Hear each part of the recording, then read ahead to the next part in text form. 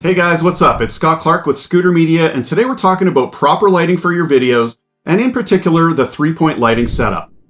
Three-point lighting is the standard method used in visual media such as still photography and video, and I'm going to go through the steps it takes to take your lighting to the next level.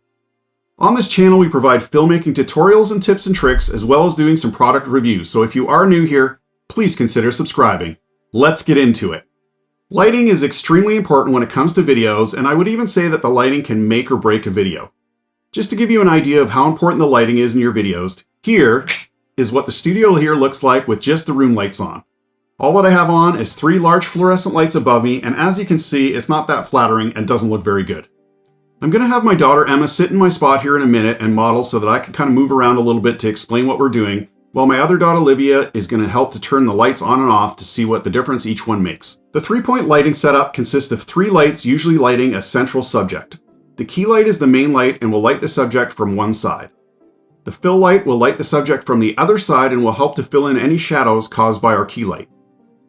The back light will light the subject from behind and above to provide an outline around the shoulders and hair to help separate the subject from the background. By using 3 separate light positions, we can illuminate the subject however desired, while also controlling shadows produced by direct lighting. Okay, we have Emma in her spot, and Olivia is going to turn off the room lights in a second, and it's going to be completely dark in here for a bit. Okay, Olivia, turn off the lights now, and here we sit in the dark.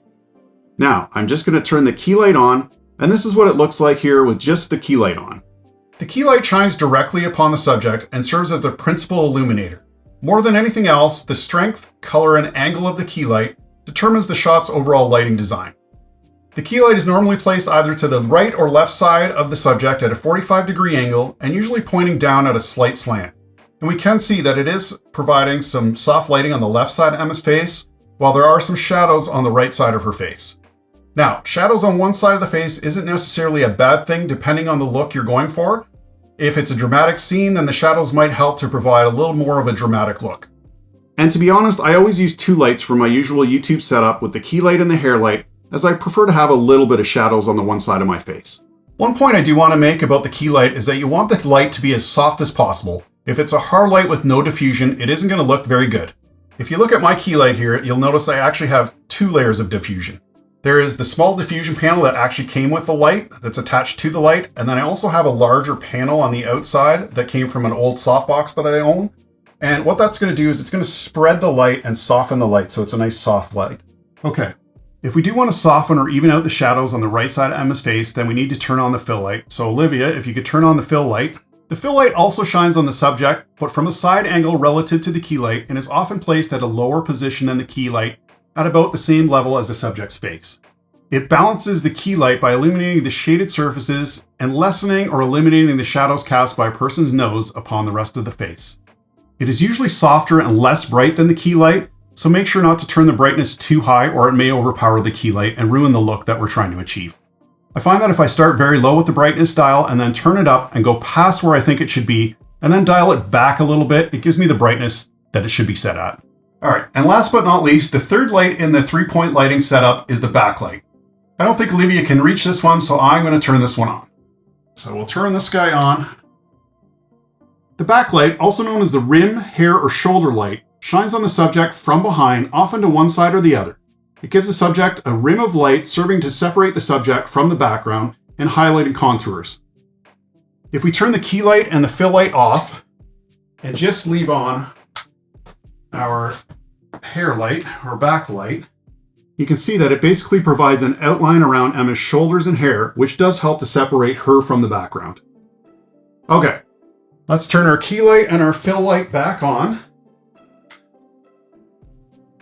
Okay, I'm going to provide one more tip, and that is to add in some motivated lighting. And what I mean by that is if I turn on this lamp, it's not really there to provide any extra light. It's basically there to make the audience believe that the light coming from our hair light is actually coming from the lamp, which makes our scene that much more believable. And I mean, without the lamp, our scene still works, but it's just little things like this that take your lighting to the next level.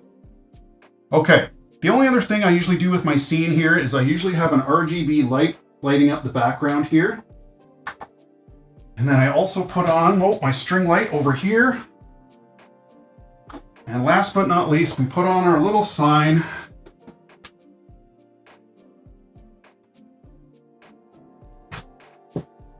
And that is pretty much the 3-point lighting setup for the YouTube Studio. I hope this helps you to understand the 3-point lighting setup and that it will help you to take your lighting to the next level. If you found value in this video, please give it a thumbs up, and if you haven't already, please consider subscribing, as it really helps the YouTube algorithm to push my dad's videos to the larger audience. Thanks for watching today's video. We really appreciate it, and we'll see you in the next one.